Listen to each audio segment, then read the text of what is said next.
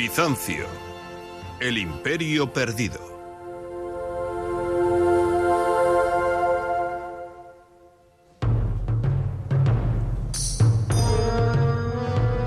El desvanecido imperio de Bizancio, nacido de la pagana Roma. El sueño de un imperio romano cristiano que abarca desde España hasta Siria.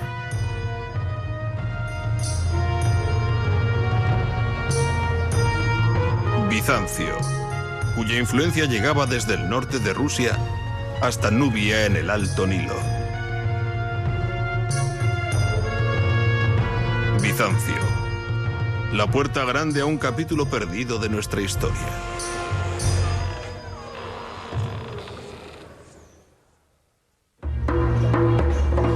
Construyendo el sueño.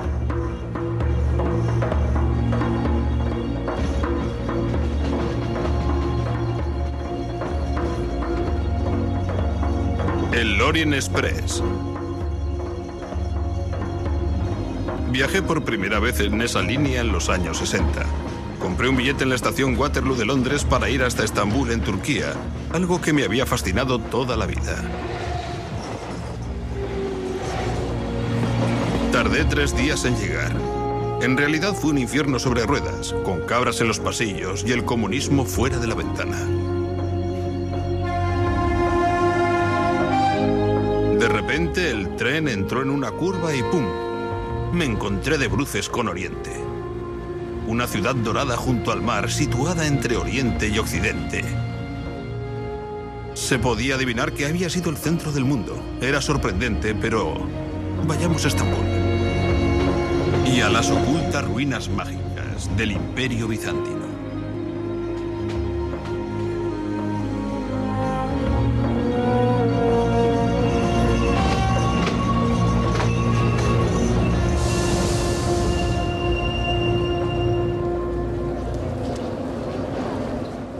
El Orient Express se paró aquí, en el corazón de la vieja ciudad.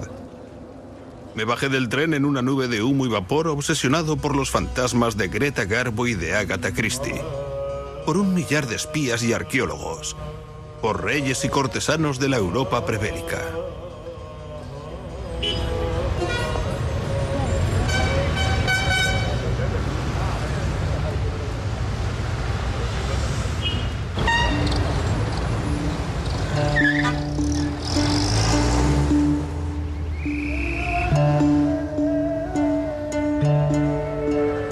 Estambul, una de las grandes ciudades islámicas con los monumentos de los sultanes turcos dominando sus cielos. Conquistadores que han gobernado aquí desde 1453.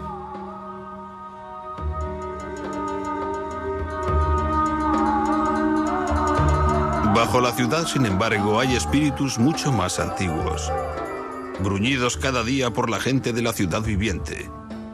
Las ruinas de Constantinopla, la capital del Imperio de Bizancio. Estambul, Constantinopla. 2 nombres, el nuevo y el viejo para la misma gran ciudad.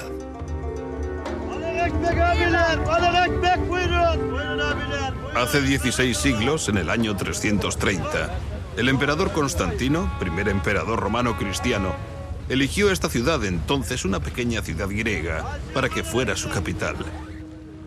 Nadie sabe exactamente por qué. Hay algo que es seguro. Los grandes emperadores guerreros habían abandonado Roma y las ciudades de Occidente para siempre.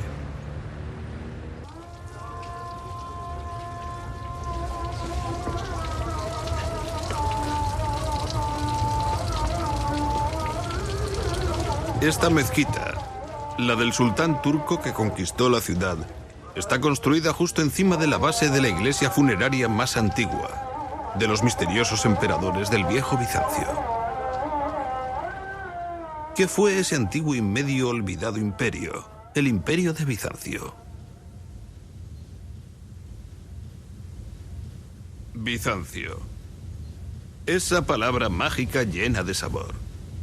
Imaginemos que los imperios de Grecia y Roma nunca desaparecieron, sino que se fundieron en un único imperio situado entre el este y el oeste.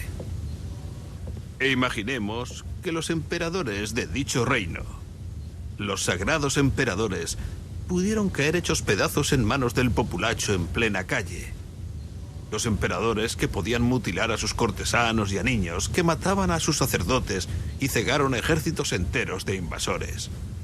Sin embargo, eran emperadores cuyos artistas crearon algunas de las imágenes más finas, más exquisitas que el mundo haya contemplado jamás. La visión del cielo y la tierra. Arquitecturas sublimes copiadas por todo el mundo, desde los califas de Bagdad hasta los papas de Roma, los reyes de Alemania y las tribus de Nubia.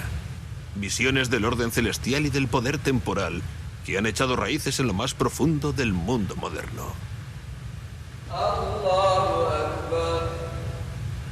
Exactamente igual que esa mezquita, la mezquita del Conquistador, justo encima de las ruinas de Bizancio.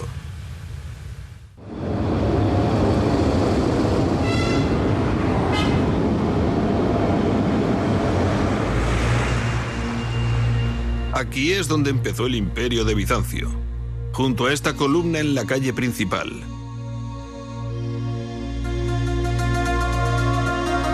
Una reliquia antigua, solitaria, en una ciudad moderna.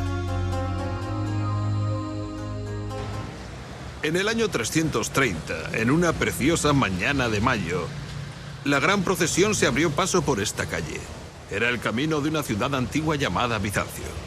La procesión iba presidida por el gran emperador romano Constantino. Con él llevaba un puñado de sacerdotes paganos y cristianos que entre todos portaban gran cantidad de reliquias. Había 12 cestos llenos de migas. Se dice que era lo que había quedado del milagro hecho por el Señor con los panes y los peces. Allí estaba el hacha con la que Noé hizo el arca. Y había una estatua que el propio emperador trajo desde Roma en secreto, la estatua del dios griego Palas. En el preciso momento que ordenaron los astrólogos, enterraron todas las reliquias al pie de la columna y al son de los tambores que portaban palafrenes traídos de Egipto. Constantino cambió el nombre a la ciudad y la llamó Constantinopla, y la proclamó capital de su nuevo gran imperio. Ya se sabe que con el paso de los años, la misma columna empezó a ser considerada en sí como una reliquia, y los bizantinos, es decir, la gente que vivía en la ciudad, la bautizó con el nombre del clavo de Cristo, porque pensaban que la gran estatua dorada de Constantino, por la parte superior, tenía algo de uno de los clavos utilizados en la crucifixión. Todos los años, el día de Año Nuevo, es decir, el 1 de septiembre, los bizantinos acudían a la base de la columna a cantar himnos a San Constantino, el fundador de la ciudad y del poderoso imperio llamado Bizancio.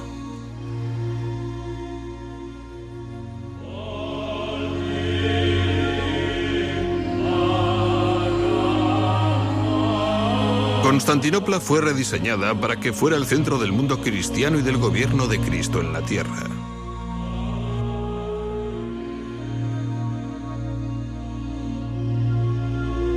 Esos dos grandes cálices se fabricaron para que guardaran el misterio de la sangre de Cristo dentro de las iglesias de la ciudad. Templos que rezumaban oro romano y antiguas imágenes santas. Iconos que durante 1000 años inundaron Europa y el Oriente.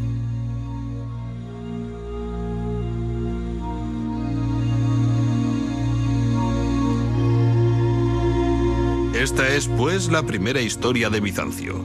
La historia de cómo en 2 cortos siglos se llevó a cabo el sueño que fue Bizancio.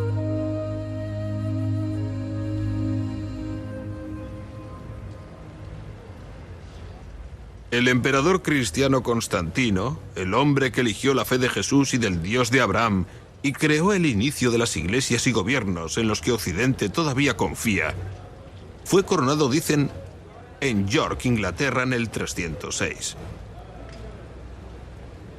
Durante 40 años asesinó igualmente a enemigos como a su familia, y cuando murió, la gente le tenía tanto miedo que nadie se atrevió a tocar el cadáver hasta después de pasada una semana. La ambición de Constantino abarcó todo eso, lo último del Imperio Romano con Constantinopla, no con Roma como la capital. Lejos al norte, en Alemania, la ciudad de Trier, la gran guarnición imperial, Es una muestra de lo que fue la antigua Constantinopla.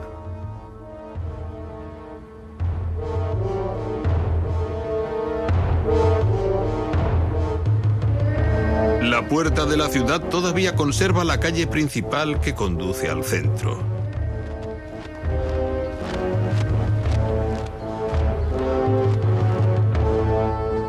Una enorme puerta, como el resto de la frontera del norte. Trier estaba continuamente amenazada por los godos y los hunos, y los vándalos y otra docena de pueblos guerreros. Constantino el Grande, el emperador, pasó por este mismo sitio hace 1600 años.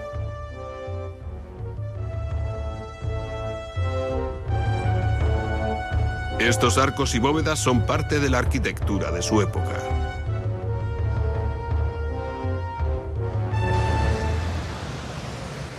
Una vez cruzada la puerta, la mayoría de las ciudades romanas se parecen muchísimo.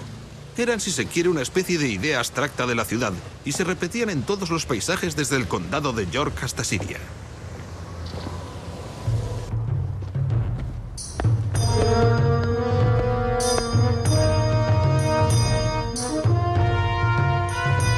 Todavía se puede apreciar su diseño en 1 millar de antiguas ciudades y también en el Nuevo Mundo, desde Washington hasta San Francisco.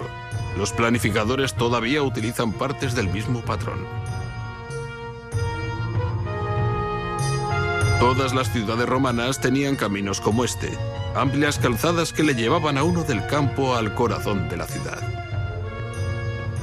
Esta está en Palmira, en el desierto sirio. En Constantinopla era denominada sencillamente la calle principal. Ahora bien, lo que hay que ver es que detrás de todas estas columnas hay todavía filas de tiendas que se apostaban a ambos lados de la calle. Carnicerías, panaderías, fabricantes de velas, todo tipo de gente. En Constantinopla había productos de todo el mundo, África, China, el Báltico, se vendía de todo. Imaginemos al emperador entrando triunfal. Ha ganado una guerra, pasa por la puerta. Les han dicho a los tenderos que limpien un poco la calle. Han sembrado todo el pavimento de flores, las rosas le caen por encima y hay alfombras y sedas ondeando por las brisas. Toda la ciudad está absorta.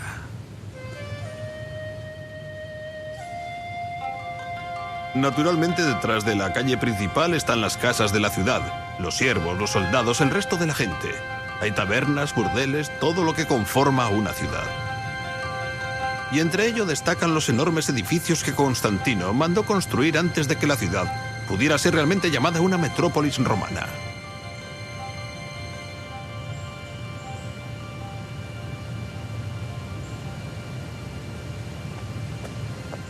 Se trata tan solo de un pequeño edificio, pero en realidad fue el corazón de la antigua Palmira. Es el centro del despacho oval desde donde se llevaba a cabo el gobierno, donde se reunían los ancianos de la ciudad, donde se gestaban los complots. Naturalmente, en las grandes ciudades imperiales de Constantino, esto habría sido un enorme salón larguísimo y con bastante frecuencia. Él mismo se habría sentado allí, en el salón central del gobierno, donde están ahora los altares de las iglesias cristianas, porque básicamente se trata del mismo edificio.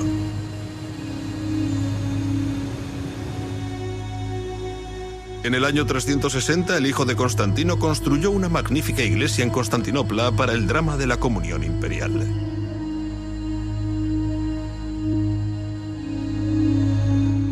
Al lado, aquellos mismos emperadores piadosos construyeron un gigantesco circuito de carreras. El hipódromo. Todavía se puede constatar parte de su trazado por las calles. Y aquí por fin, alrededor de este viejo obelisco egipcio, se puede descubrir algo del ambiente de la antigua Constantinopla. El corazón del viejo Bizancio.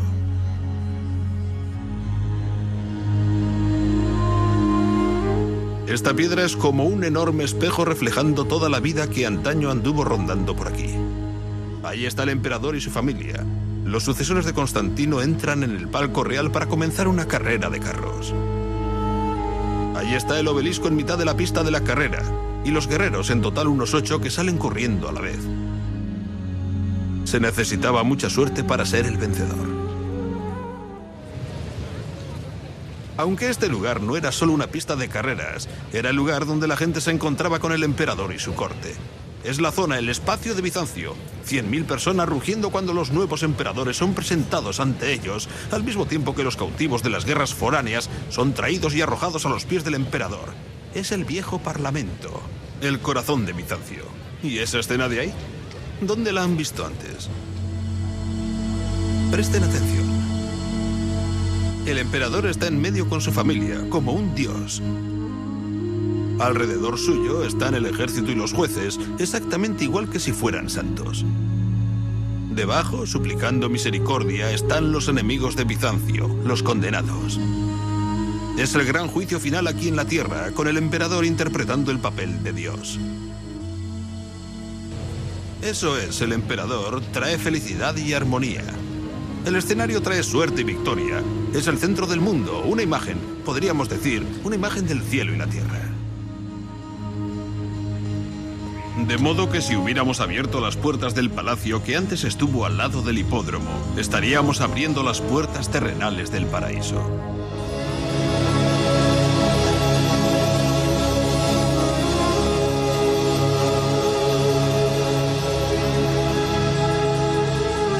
Han desaparecido todas las porticadas de oro y mármol, los botes de plata en piscinas de mercurio, las alfombras de seda, los tronos de oro y las alas de palafrén. Solo quedan sombras de ellas en Siria, en Italia.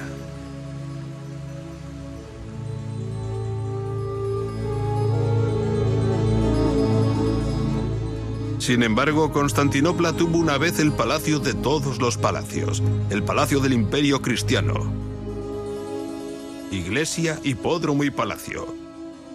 Constantino había construido un motor sagrado que iba a potenciar a Bizancio para siempre.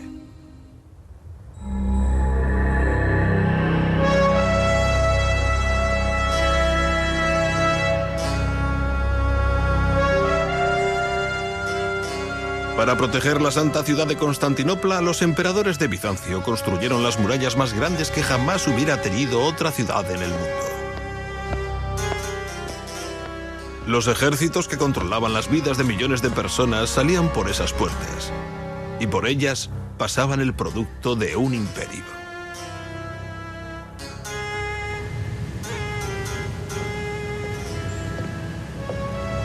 Toda la historia de la ciudad está inscrita en la puerta. La gran puerta dorada del Bizancio imperial.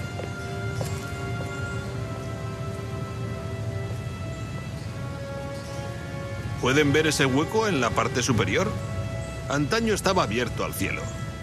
Durante 600 años, los emperadores y ejércitos pasaban por esa puerta en entrada triunfal cuando volvían de las guerras contra los persas, los árabes, los búlgaros o los rusos. Posteriormente hubo un terremoto y la puerta quedó bloqueada. Luego una puerta abajo que ni siquiera un hombre a caballo podía traspasar y que fue construida en los últimos días de Bizancio. De manera que se trata de una puerta mágica, una puerta cargada de leyendas. Cuentan que sus portones de madera estuvieron recubiertos con láminas de oro que son las que dieron el nombre a la puerta. Dicen que el último emperador, muerto en combate al pie de las murallas, está enterrado bajo esas piedras esperando la llamada para volver a recuperar la ciudad. Es una puerta legendaria, pero que habla sobre todo del poder imperial de Bizancio. Ahora bien, este mármol blanco como la nieve, por el que recorren unas extrañas líneas grises, se encuentra por todas partes en el Imperio de Bizancio, desde España hacia Siria hasta llegar a la mismísima Constantinopla. Procede de una pequeña isla solamente, una pequeña isla centrada en el mar.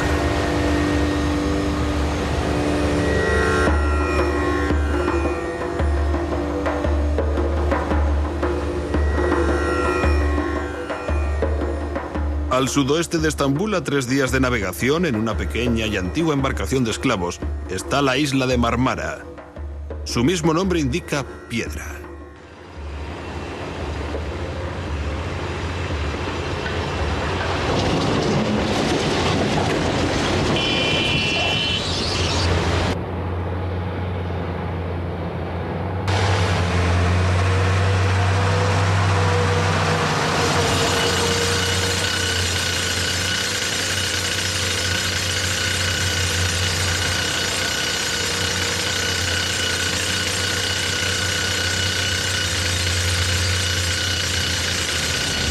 En los primeros siglos de Bizancio, los esclavos por decenas de miles trabajaron en estas colinas marmóreas. ¿Cuánto les gustaba el mármol a los bizantinos? En el mármol, dice un sacerdote, Dios atrapó los campos de las flores y los bosques de las montañas, y pescado, y fruta, y las nieves que se derriten. Los antiguos bloques, todavía dispersos por todas partes, dan una idea de la frenética actividad que hubo que desarrollar para mover la preciosa piedra. Aún hoy en día, dentro de las modernas canteras, hay una antigua piedra que pesa unas 100 toneladas. Forma parte de una enorme columna para recordar las victorias militares de Bizancio. Si se hubiera acabado, habría tenido una escalera en espiral, esculpida dentro de ella, y filas de soldados esculpidos en su superficie curva. Sin embargo, todavía sigue ahí. Se rompió mientras estaba siendo extraída.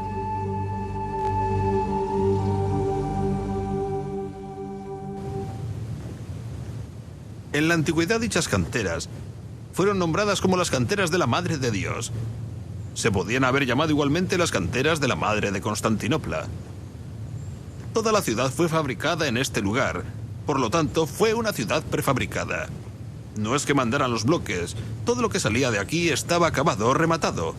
Si estos hubieran estado acabados para llevarlos a Constantinopla, cada uno habría sido marcado con letras. Esto, por ejemplo, tiene todo el aspecto de formar parte de la zona superior de un edificio, de un templo romano.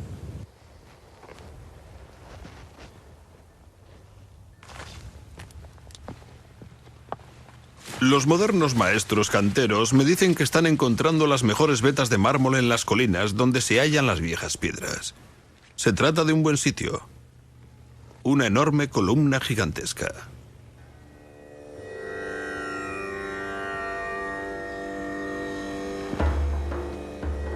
He visto el mismo patrón, la así llamada pluma del pavo real cortada en una columna rota que está al lado de la calle mayor de la parte vieja de Estambul.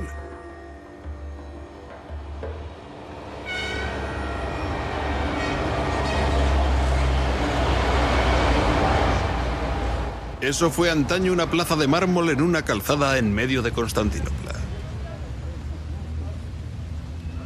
No creo que los turcos del moderno Estambul piensen mucho sobre las antiguas victorias bizantinas. Sin embargo, todavía quedan algunos fragmentos de aquella gran columna conmemorativa que vino desde Mármara. Los fantasmas de los ejércitos imperiales todavía siguen alineando sus botas en las procesiones por la ciudad.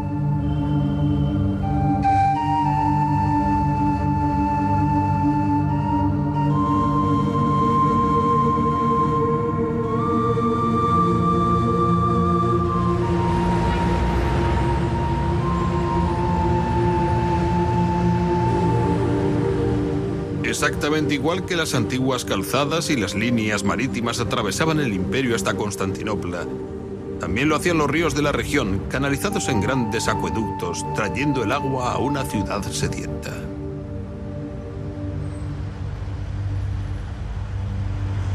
Debajo de la ciudad, excavado en la parte superior de la colina, un mundo misterioso de unos 1500 años de antigüedad. Contiene unas cisternas de agua fresca de tal forma que los bizantinos podían bañarse exactamente igual a como lo hicieron los romanos en salas de mármol.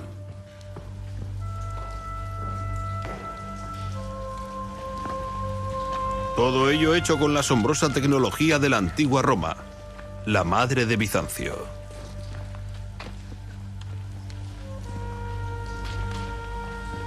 Las columnas de mármol, enormes bóvedas de ladrillo. Es como un bosque oscuro de Bizancio bajo el moderno Estambul.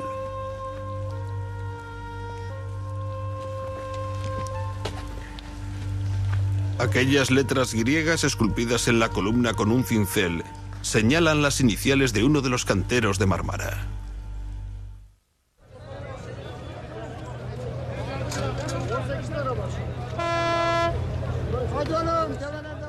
El aprovisionamiento de comida para la cada vez más grande ciudad también llegaba con abundancia. ¿Qué ejército enorme de logística y milagro terrenal tuvo que hacerse para alimentar al 500.000 de habitantes de Constantinopla, la ciudad más grande de Europa, y todo, naturalmente, manual? No había industrias alimenticias, habría que transportarlo en barcas o carretas. Los bizantinos creían que el mejor pescado se cogía dentro del palacio del emperador. Entre la ascensión de las Pléyades y el ocaso de la estrella roja color sangre, llamada Arcturus.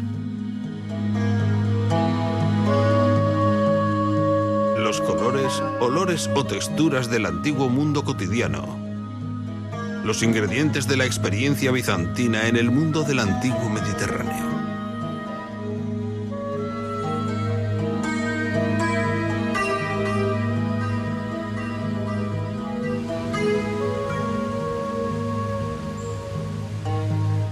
Al igual que a la gente del moderno Estambul, a los bizantinos les encantaba el pan y las verduras frescas. En cuanto al pan, al menos en grano, lo adquirían en su provincia de Egipto. Ellos cultivaban las verduras en pequeños terrenos, junto a sus casas en la ciudad, en campos donde una gran extensión de verde recorría kilómetro tras kilómetro por todas las murallas de la ciudad. Y todavía sigue hoy en día, se sigue cultivando el mismo tipo de plantas. Fíjense en los ajos, las cebollas o el perejil que utilizaban para dar sabor al pescado, especialmente a esas sopas de pescado amarillentas que tanto les gustaban. Tenemos una auténtica delicia ecológica bizantina. Hay 3 o 4 tipos de cosas. Hay ruca para la ensalada, acelgas, berza y menta. Todo crece junto y en gran cantidad.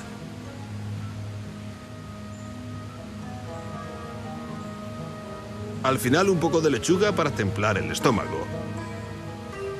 De modo que cuando los campesinos se paraban aquí un momento para descansar y poder ver a los señores de Bizancio, aquellos señores que hacían historia y que iban montados a caballo, también pudieron pensar, vaya, tampoco nos va tan mal.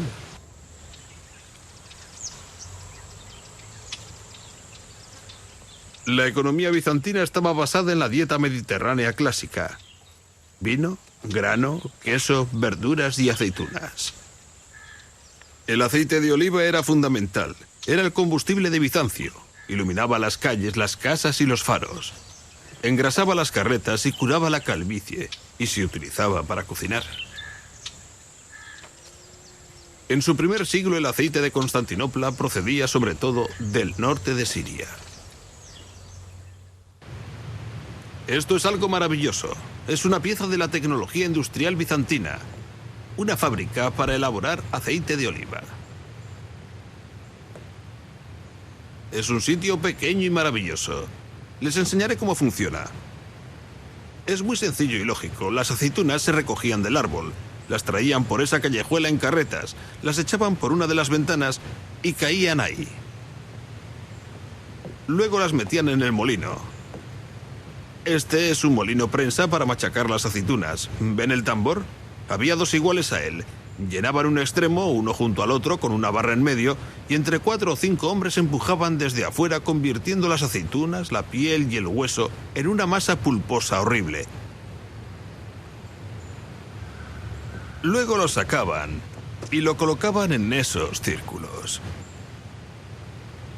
Entonces, esa cosa que está en la pared sujetaba una enorme viga que iba por el aire. Y de allí colgaba un gran cilindro de piedra. Se le hacía caer lentamente sobre la pasta de olivas y el aceite se vertía dentro de esos tanques. No todos, porque aunque estaba presionado en frío, el aceite era aún muy impuro. De modo que lo sacaban y lo metían en ese otro tanque. En ese tanque había agua dentro, pero al verter el aceite, flotaba y las impurezas bajaban al fondo. ¿Ven esa pequeña zanja? Era una pieza esencial, porque por ahí se deslizaba el aceite refinado. De aquel tanque sin refinar, pasaba a ese otro tanque, donde se vertía el puro aceite de oliva que iba a las mesas de Bizancio.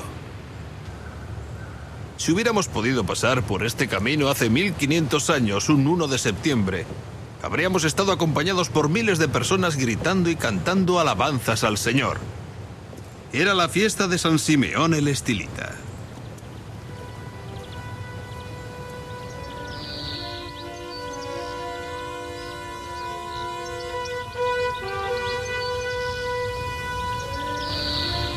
Al primer sitio al que acudían las procesiones era el Gran Baptisterio. 10.000 personas, ciudades enteras han sido bautizadas en esta sala en un solo día y salían cantando al Señor hacia la iglesia del Santo.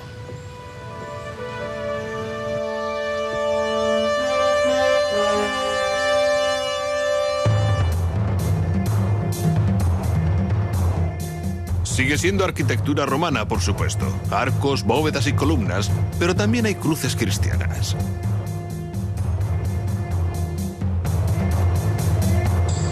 Las antiguas formas empiezan a cambiar. ¿Ven? El viento de la fe está doblegando todos los patrones antiguos paganos. Es el comienzo de lo que se podría llamar Bizancio. Y en el centro de la iglesia, los restos de una columna de 18 metros en la que vivió San Simeón.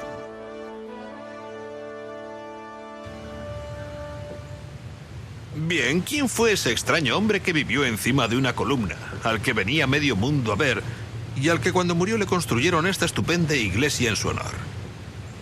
Bien, en sus tiempos jóvenes, Simeón llevaba ropa tan áspera que le hacía sangrar. Luego tuvo la idea de encadenar su pierna izquierda a una gran roca. Todo eso antes de subirse a la columna. Pero Simeón no estaba chiflado. Simeón tenía una enorme presencia parecida a la de un emperador. Se sentaba, permanecía quieto y en silencio, luchando entre las tentaciones de la carne y el diablo. A la mayor parte de la gente le parecía que aquella heroicidad quedaba fuera de su alcance. Y allí estaba él, en la parte alta de la columna, a mitad de camino entre la tierra y el cielo. Un hombre perfecto que arreglaba los entuertos. De modo que se servían de Simeón. Los granjeros de Siria acudían aquí para arreglar los litigios que él se encargaba de resolver. Los beduinos árabes también acudían a verle. El emperador también lo hacía. Simeón en su columna cumplía una función de equilibrio en la sociedad. Un equilibrio tan terrible que si maldecía a alguien desde la parte superior de la columna podía caerle un trozo de roca al infortunado individuo. De modo que Simeón fue un elemento vital del nuevo imperio cristiano. Había cogido el timón de Roma y lo había puesto a mitad de camino entre tierra y cielo. En el Mediterráneo oriental, en el corazón del mundo pagano, el primer imperio cristiano, el imperio de Bizancio, había encontrado el equilibrio. Era una buena vida, una vida rica. Había paz y abundancia.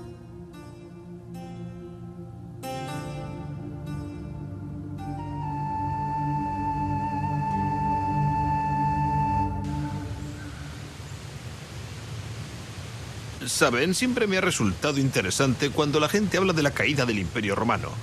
Después de todo, Constantinopla cada vez se hizo más y más rica y no decayó en absoluto. Supongo que se dice eso porque cayó Roma. Por cierto, Roma no cayó, simplemente se hizo más pobre.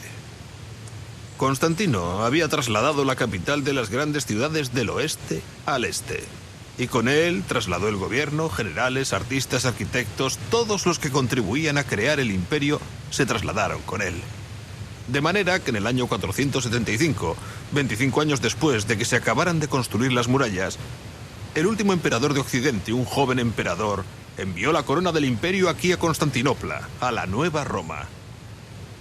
Esta era una ciudad nueva, e imagino que la historia de la caída del Imperio Romano, es decir, del Imperio Occidental, fue algo que inventaron el Renacimiento y los papas, quienes querían implantar la idea de la decadencia de un imperio pagano y un imperio occidental resurgente.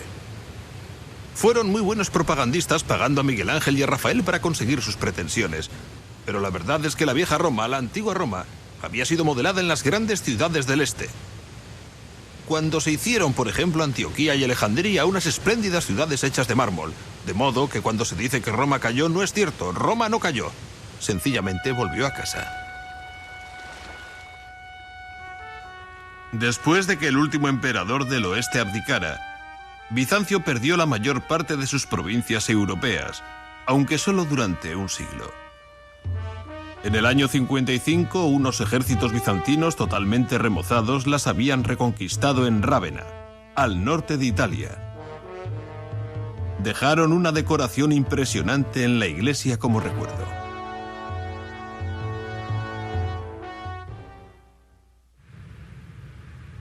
Fue el emperador Justiniano quien 200 años después de Constantino rehizo por completo el Imperio Romano. El hombre que construyó Bizancio era un hombre, dicen, amable y cercano. Un hombre que jamás manifestaba ira. Un hombre que con una voz suave y serena podía ordenar la muerte de miles de personas. Aunque él no organizó el imperio solo, su fuerte era la gestión. Los rostros con mirada dura que le rodean eran los miembros del equipo que él eligió para trabajar juntos. A él realmente no le importaba si eran patricios, romanos o venidos de los ambientes más humildes y duros. Él mismo procedía de una familia campesina, una familia analfabeta de Serbia.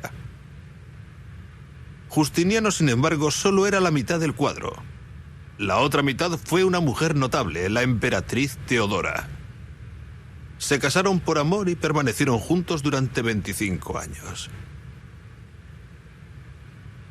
Miren las jóvenes de la corte. Miran hacia los lados, un poco nerviosas, porque no es correcto que unas jóvenes miren directamente, a menos de que se trate de una mujer con poder, como era el caso de Teodora. Pero en realidad ese es el retrato de una mujer que se está muriendo de cáncer. Al cabo de 2 o 3 meses de acabar este mosaico, Teodora falleció. Justiniano siguió reinando durante otros 25 años. Nunca se volvió a casar y acudía a su tumba y le encendía velas hasta que fue muy anciano.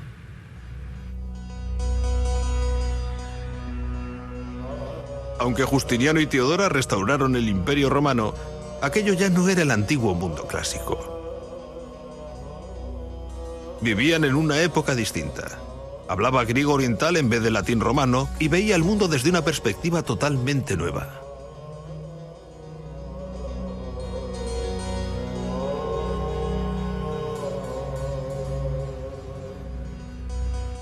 Observen estas esculturas. Probablemente son las últimas obras clásicas que se hicieron. Fueron realizadas por las generaciones anteriores a Justiniano. A primera vista, se puede pensar que se trata de algo parecido a lo que hay en los museos, es decir, grandes Alejandros y Césares pavoneándose. Pero no es nada de eso. Son nuevas y diferentes. Algo estaba pasando. Es un trabajo muy sencillo, muy realista. Líneas muy claras, con la barba de un día, cinceladas en el mármol ligeramente, como para enfatizar su transitoriedad, su inmaterialidad. Esa gente es reflexiva y bastante sabia. Después de todo, los santos y los obispos no les habían dicho que esta vida, que este mundo material no era más que una ilusión. Naturalmente, estas estatuas no confían en el mármol como Alejandro o los emperadores de Roma lo hacían. No son heroicas descripciones de carne y hueso o de músculo forzudo. Cada persona permanece dentro de su propio y misterioso espacio interior, y desde dicho espacio contempla el exterior, mirando desde el alma hacia los cielos.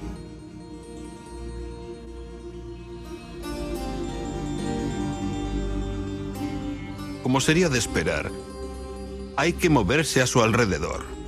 La sólida masa de mármol y su humanidad no son más que una ilusión.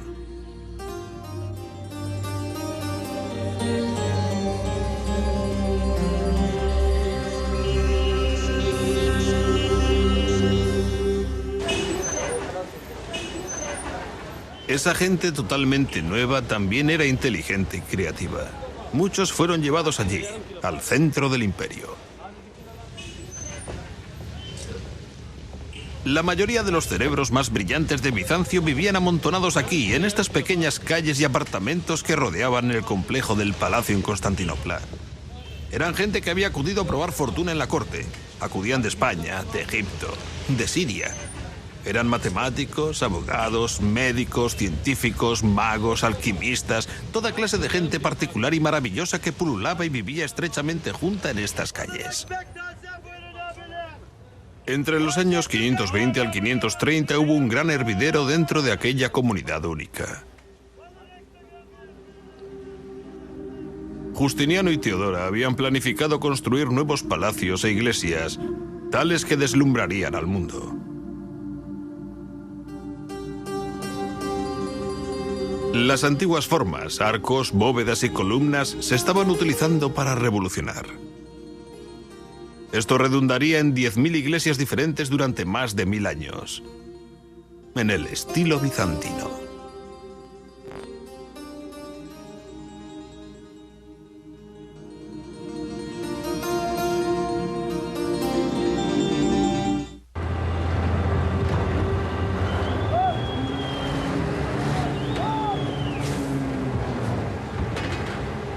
A lo largo del prolongado reinado de Justiniano, las canteras de Marmara estuvieron trabajando duro, trasladando piedras para una nueva cosecha de iglesias imperiales. Se construyó a gran escala, iglesias por todos los países del imperio. Pero la mayor de todas fue la nueva iglesia para la comunión imperial en Constantinopla. Para ella, los canteros cada vez tenían que cortar mayores versiones de la inteligente cornisa enlazante de Artemio. Cada bloque era sujetado al anterior con una gran grapa de hierro que unía las dos piedras. Los ingenieros de Antemius utilizaron bastante hierro en sus construcciones. Formaba parte de una nueva serie de técnicas que les permitían ser más atrevidos, más osados que todos los arquitectos que había habido anteriormente. Sobre todo a Justiniano le permitió mantener la ambición de crear la mayor cúpula que jamás hubiera visto el mundo.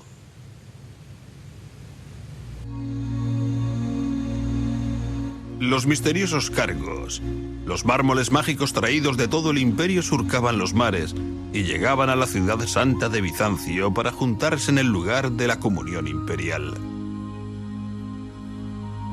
Era un sueño acabado.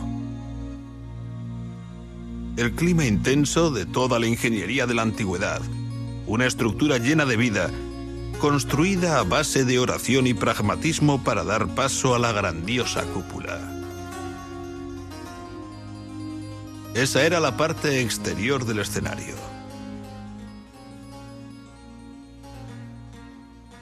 Dentro, un bosque de columnas sube hacia arriba en éxtasis.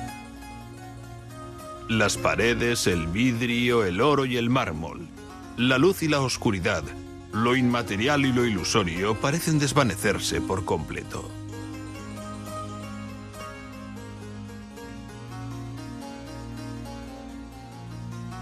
Es un perfecto mar de espacio para la sabiduría de Dios, para que baje y toque la tierra. Un perfecto escenario para los cantos de Bizancio. Mirad, han venido los señores de la tierra y el cielo. Las columnas de rojo sangre de Palafrén egipcio fueron cogidas, así dicen, del Templo del Sol en Roma. Las puertas de madera del Templo del Arca de Noé. El bronce del templo fue cogido del templo a la diosa Artemisa, una de las 7 maravillas del mundo antiguo.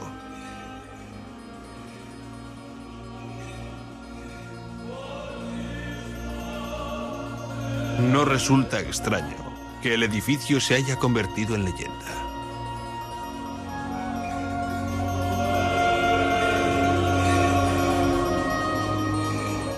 Los poetas afirman que la iglesia puede captar el tamaño de la puesta del sol y la escala de las canteras, los tonos de los pájaros y de los peces y de las piedras preciosas, todas las texturas y experiencias del lejano cotidiano, el color sonrosado de las uñas de un bebé y el movimiento ascendente de la estrella roja reluciente, Arcturus. En bizantino, en griego, esta iglesia fue llamada la iglesia de Hagia Sofía, la iglesia de la santa sabiduría. El enorme imperio de Justiniano, su riqueza, su piedad, su herencia pagana, todo estaba aquí amalgamado.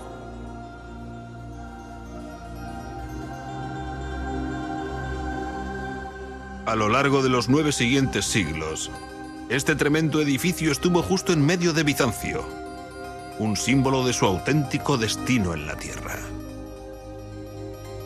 Y en el último día de Bizancio, el emperador y sus tropas vinieron aquí a rezar antes de salir de sus muros para morir. Porque esas fueron las bóvedas que contenían el sueño que fue Bizancio.